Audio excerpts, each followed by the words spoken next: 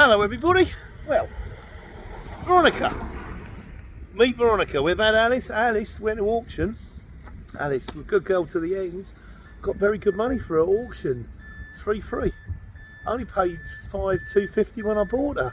So that means I've 100,000 miles and one not very well engine cost me £2,000.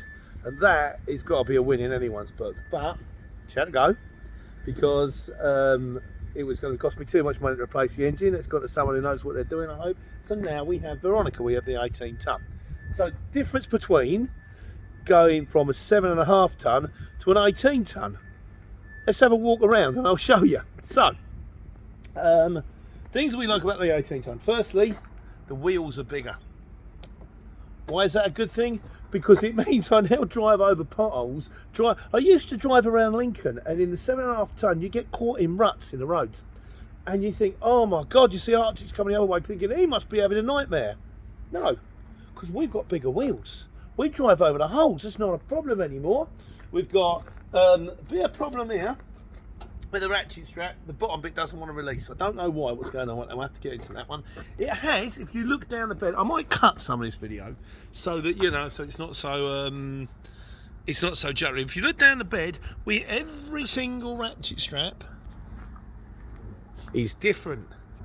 I feel like Snow White and the Seven Dwarfs, and every one of them. This one has to be done from this bit. This one wants to be properly latched over. This one, don't try and tighten it, because it doesn't like that. It's ridiculous. We have blue. I thought it would be easier putting the AdBlue pump in. No, AdBlue pumps are just a painful stop. The other day I couldn't get it to work, so we use. Oh, I've got a spare key now. I've got a spare key, so we use the blue magnet. I'm going to bother taking it out. It's inside the door. We have the pump. We have the diesel tank. Now 150 litres. Previously 100 litres. What does this mean? Absolutely nothing, because it's a bigger truck, it does less miles. So probably tank for tank, I go the same kind of distance. I now probably do 400 miles on 150 litres, whereas before it's 400 miles on 100 and, well, you know what I mean. Back doors, different. We've got these things. And you'll also notice this little clasp here. What's that clasp there for, I wondered. And then I found out 2 days ago when I was driving up the motorway towards Derby, and a guy, well, Derby, somewhere, and a guy in a van pulled over to go, indicating that my back door was waving open. So this, obviously, this thing here comes unclipped. That's not brilliant. So we unclip here, like so. Get that off the one hand. Let's have a look at the back. Right, what we got in the back there. Now, if you look to the very back, you'll see them straps hanging down. I think I'm going to cut them off. I think there is a way of taking them off the runner, but I don't know how. And they've got to have been up there for 3 years. I wouldn't trust strapping away with those. Instead, we use the ones in the yellow box in here. Use these straps in here, along with the drill strap winder thing, which is like the best invention since sliced bread. Makes, you know, fork truck drivers look at me and go, you can't do that, that's cheating. What else have we got? I've lost my T-pieces. Down the bed bits here, down here, there used to be, they're called, and I had to find out what they were called, they're called TT, what are they called? TT lashing holes or hoops, or lashing points or something like that. They're about £4 each. I'm definitely going to get 2 for the back so that I can use my little strap to tie this, and that's a lot more convenient. I'll probably go all the way down because it's just easier than having it. Sometimes if the pallets fit down the inside, rather than having to open all the curtains, you can just open one, stand inside, stand in the dry and lash them. We also had to get one of these things, a brand new, your brand new, because this one isn't the De Hollander, this one is Anteo tail lift. I asked the guy who did the Lola test on it on Sunday, Saturday, whenever, Saturday, is it the same kind of thing for both? And he said yes. He said sometimes the wiring can be different. But Chris isn't there anyway. Incidentally, Chris, if you watch this video, I haven't seen the email yet. I've got to pay you, and I don't know how much. I can't find the email. So you can send me an email again. Right, that's the back door shut, and hang on a second, I'm just going to do the clip. Clip done down the outside. Right, I was trying to work out how to get on the back of the truck because it's considerably higher. Before, what I used to do is I just used to sort of go like that, put my bum on the back and swing round. No, it's just too high. But I mean, there's a ladder here. See down here, ladder. There it is. It's about as much use as a concrete football because you've got to undo the curtain to get to it, then you've got to get your foot on the ladder, and then while you're getting your foot on the ladder, you've got to try and get the ratchet strap, you've got to swing over. What I tend to do instead, which seems to be easier, incidentally, just to show you, all the ratchet straps down this side of the lorry are different also. Who doesn't love a bit of variety? Yeah, so what I tend to do is here at the front, you can go, when the curtains open, so I tend to open from front to back because my pallet truck's always at the back. So you just put one foot on there, 1 foot above, grab hold of that, it's nice and steady. Right, so, we've also got the, on the front of this one, we've got the sensors. Where are the sensors? They're like BP sensors, these things here. And we have got reversing cameras, these things here. The reversing cameras are not installed. Will I install them? I don't know. I might do. I might get a little screen. I might, when everything's up and running, I might have a look. We've also got to get in now. Central locking. Central locking on a button. It's not exactly high tech, is it? Anyway, in we go. Actually, before we go in, I just want to do the seat. And I might do this separately as well, because people might want to know how to work this seat, and I did do something about it before. So let's just switch this phone over here again. So getting the seating position right in this DAF has not been easy. Right, getting the seating position right in this DAF has not been easy, but I finally got the hang of it. I just wanted it like my old one, and I thought, well, I used to be in like a LF45, which just had like a normalish seat, and this is Super Tech Advanced, and I'm just trying to get it like the old one, because I was comfortable driving my old DAF, and now I'm in the new bigger one with a super seat. I'm not comfortable, and I've had a week of back pain, and I'm thinking it's got to be setting right, so I've got to work out what it's. Let me show you, talk you through what this does. This one at the back, that one there, that makes this thing here go backwards and forwards. That rocks backwards and forwards. This one here, that's air in or out. That's it off. That's it back on again. That'll come on and off as you start the engine. That'll pump the air up. This one here is, I believe, how high you want the seat to go. So you can drop it, or you can put it back up again, like that.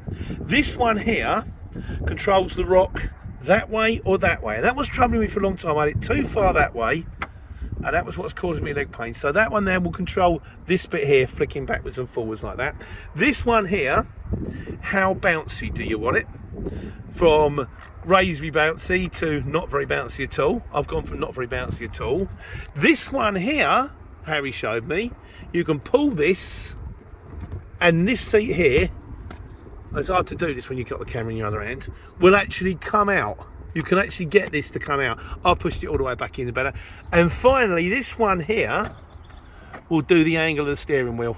You pull that up, and you can push the steering wheel backwards and forwards. You've got 1, 2, 3, 4, 5, 6 different settings on the, if you don't count the one with the air, because it doesn't really work without the one with the air. So I finally got that one sussed. Let's get in the... Right, here we are in the cab. I have something going on with my tacho. I'm just going to start this. This keeps flicking over to bed. If I turn it off and turn it back on again, that bit there keeps going over to bed. I'm not quite sure why it's set that way. I've got to be honest with you, it's got me out of trouble a couple of times. But it shouldn't be that way, because otherwise I'm going to get loaded and I'm going to pull out, and the DVSA is going to be standing there going, how come you just had that on bed? Well, I didn't. I had it on hammers. Oh Christ! It's almost like as soon as I move it, if I move it like a yard forward, I've just got to be very wary of changing that one over. Right, so here we are in the cab. Let me show you around. Same kind of setup as before, except for now, no puffer light, which we used to have before, no engine warning lights, which is always pleasing. On the steering, we've got the same usual one, which is speed control, on and off. That's how fast you want to go. That's on or off. That one's speed setter, which I do use in the mornings now, because round the corner from me there's a school light, kind of. Sometimes to get to the motorway I have to go for a 20-mile-an-hour area, and sort of just hand it and remind me to put it back down there. This, I think it's called an endurance brake. An endurance brake. In my day, they were called exhaust brakes, and I have used that as well. Because I have noticed things. I have noticed being higher up, you get slightly more scared as you drive towards bridges. It's like, whoa, there's a bridge coming. Also, stopping distances are a lot longer. Hills you're a bit more wary of, so I use my endurance brake. I'm trying to coast more because diesel's of the essence now. It's costing a lot of money. You stop this thing, it's like stopping an oil tanker. It's big. So, but yeah, that's that. Right, what else we got coming over here? This is the new setup, the new fancy setup, which is the Bluetooth. This is the cradle for the phone, and this I used to have wires going to the auxiliary port in here. Now I've got it all set up by the Bluetooth. We'll come to that in a minute. Normal array, that's for lights in the back. They clearly don't work. That one's BP sensors when you're reversing. This one is central locking. You can watch this. Look, goes up, goes down. Marvels of modern technology. Behind me, we've got the flagger, of course. On the dash, usual array, hands-free, gloves, hat. In the middle section, we got it also. There's the hard hat and high vis at the back. Handbrake. This bit here is the bit right. So now I'm not driving without no gear stick for me now. So it literally is into drive, bit of gas, off the handbrake. Oh no, it's telling me I'm in gear. Yeah, I know that. Thank you. And away we go. Something else I'm trying to do, because Mark told me it was a good idea, was to, when I'm at lights or anything like that, stick it in neutral.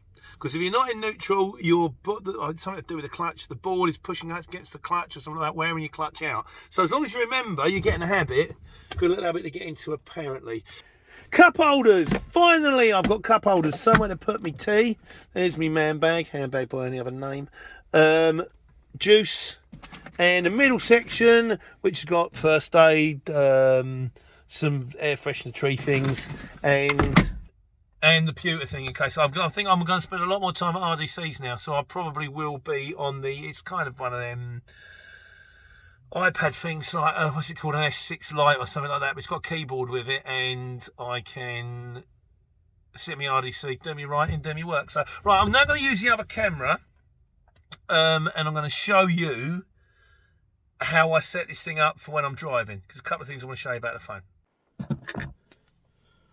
Right, hello, I'm hoping this works. So what we do now, right, first thing get there in the morning. First thing we're going to do, we're going to connect to the stereo. We just, get the engine running. That's cool, lovely. That'll go on to bed now, that taco thing, I should think. No, it hasn't, I don't understand this. Right, so we'll get there, that's ready for your walk around check and all that. Go and do the walk around check and all that. And then when I'm jumping in the cab, engine's running nice and warmed up. So we do smart things on the phone, and we connect to the Bluetooth, which is already connected, because I haven't unconnected it. So then the thing to do, you can open this up. Good, this little phone. And, well, it's not a little phone, is it? It's good, it's a massive phone. Okay, and then you do the sidebar like this.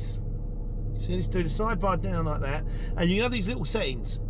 And I've got one there for road lords and Waze. So I can use two sat navs at the same time. So what happens here with this cradle thing? I got this off eBay. It was about a pony. You stick that down on like that. Look at that, 21st century. The thing comes in from the side, and it also charges wirelessly from mine. And then what I can do is I can put my postcode in here. Let's say I'm going to where I came from, how I heat treatment, and I can go to boom boom boom, something like that. That's the wrong place. And what it will do is I've got Waze running next to Road Lords, which means I can use Waze for the most part, because it's better for traffic and it's better for live traffic updates and all that. And then if I get near and like things are tricky, I can go to Road Lords. If I go to Road Lords, it's going to stop me from going from bridges, stop me going. If I'm driving past somewhere and it says 7.5 tonne, let's turn it off. And I suddenly realise I can't go into something because it's 7.5 tonne. We go on to Road Lords, and also Road Lords avoid bridges. Also, other little setups here, you can have that with a CX next to each other. and that will show you what jobs are. So what I can do is I can go to my allocated job, and I can have my address sitting next to it. So it's right that thing you do. You know, like when you think you're near your destination, so you go and you have a check and you go, where am I going to? You know where you're going to, and then you put your sat nav back on, and then 2 seconds later you've forgotten where you're going to. I can have the address next to me. Also, if I've got live alerts can ping up next to me, so I can see what's going on while I'm driving. It's a handy bit of kit, this little phone thing. It's unjustifiable, but between the phone and the Bluetooth they connect. It comes. I've got new speakers. She's lovely. Yeah, me and Veronica, I think we're going to have a very happy relationship together. So that's me and Laurie. I'm going to have to edit this up a little bit. Like I say, it's clipped all over the place, but I'll bang it together. And I might try and get another one out tomorrow or something in the wind and the rain. Ooh, it's going to be a bit of a shocker. But I hope you're all well. Hope you're doing the thing. I hope you're taking care and taking money.